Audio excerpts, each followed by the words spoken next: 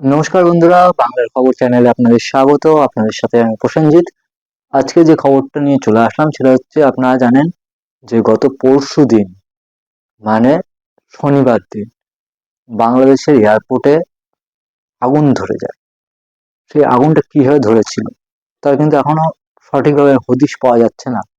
তার ফলে কত কি ক্ষতি হয়েছে সেটাও কিন্তু এখনো জানা যায়নি। কিন্তু এটা কারা করিয়েছে? কোনো ষড়যন্ত্র, নাকি কোনোভাবে আগুন লেগে গেল? সেটা নিয়ে আলোচনা করব। তাহলে চলুন শুরু করা যাক আজকের খবর।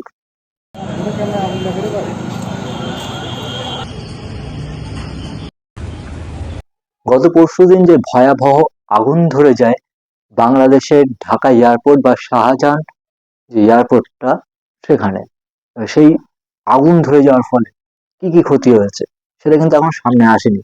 কিন্তু এলাকার কিছু ব্যবসায়ী যারা এই ব্যবসার সাথে যুক্ত, তাদের মতে গত যে পরশু দিনে আগুন ধরে গেছে তাতে কিন্তু প্রায় 100 কোটি মার্কিন ডলারের সমান টাকা কিন্তু তাদের নষ্ট হয়েছে।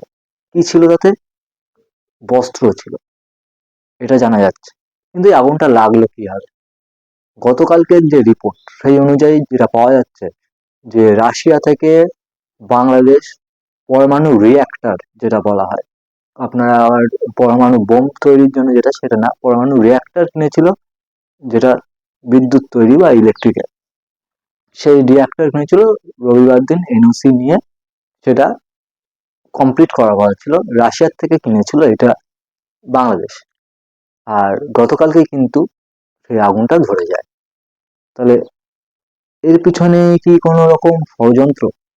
কারণ বাংলাদেশে তো এখন বিভিন্ন দেশের সমস্ত সেনাবাহিনী থেকে শুরু করে সবকিছু রয়েছে, যেটা বিশেষজ্ঞ মহলের কিছু বিশেষজ্ঞ মহলের মানুষজন যেটা ভাবছেন বা তাদের দাবি, এটা হচ্ছে মার্কিন সেনাদেরই কোনো কর্মকাণ্ড হতে পারে, যেহেতু পরমাণু সরঞ্জাম কিন্তু রাশিয়া থেকে এসেছিল। আর আপনারা ভালো করে জানেন যে এই মুহূর্তে রাশিয়া এবং মার্কিন সেনাদের বা মার্কিন যুক্তরাষ্ট্রের সম্পর্ক তেমন ভালো নেই। হতেই পারে যে মার্কিন যুক্তরাষ্ট্রেরই এটা কোনো চাল বা ষড়যন্ত্র, তারাই ঘটিয়েছে। প্রায় 18 টন এই সরঞ্জাম ছিল বা পরমাণু রিয়াক্টর। এটা হলে হয়তো বাংলাদেশ আরো কিছুটা এগোতে পারতো, কিন্তু এই যে দুর্ঘটনাটা ঘটিয়ে দিল, তাতে কিন্তু বাংলাদেশের বলতে গেলে কোমর বা মাজা ভেঙে গেল। এর ক্ষতি কিন্তু প্রচুর, মানে এর যদি টাকার অঙ্কে হিসেবে করেন তো প্রচুর প্রচুর টাকার ক্ষতি হয়েছে বাংলাদেশের ক্ষেত্রে। এখন দেখার বিষয় বাংলাদেশে আর কি কি ক্ষতি হয়। কারণ বাংলাদেশ যেচে শাল ঘাড়ে নিয়ে বসে আছে। ভারতের সাথে শুরু করে দিয়েছে শত্রুতা, কিন্তু ভারতের সাথে শত্রুতা করার পরেও কি করছে? ভারতের চাল, আটা, পেঁয়াজ সবকিছু কিন্তু ভারত থেকেই নিচ্ছে। তাহলে ভাই কিরকম শত্রুতা, যে ভারতকে জিনিস বয়কট করবো, এদিকে ভারত থেকে জিনিস নেবো, সেটা আলাদা বিষয়। তো আজকে এইটুকুনি খবর দেওয়ার জন্য এসেছিলাম। আপনারা ভিডিওটা দেখতেই পেলেন।